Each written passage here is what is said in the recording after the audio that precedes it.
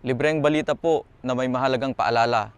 Ito po ang kasalukuyang lagay ng panahon natin ngayon dito sa Bagunot Bridge, dito sa Baggao, Cagayan.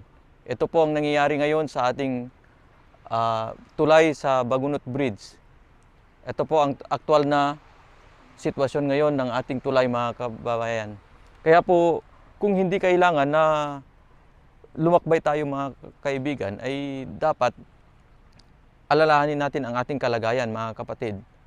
Ito po ay para po sa ating mga kababayan na huwag nang dumaan kung hindi naman ito kailangan. Ito po ang aktual na sitwasyon ng ating tulay, mga kababayan. Ito po.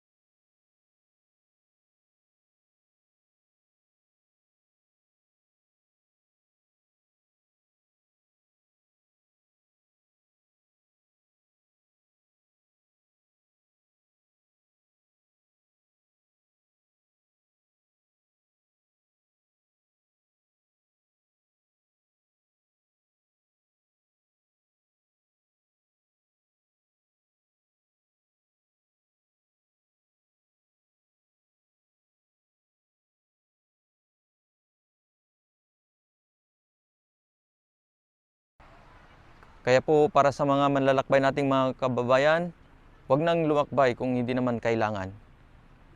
Maraming salamat po.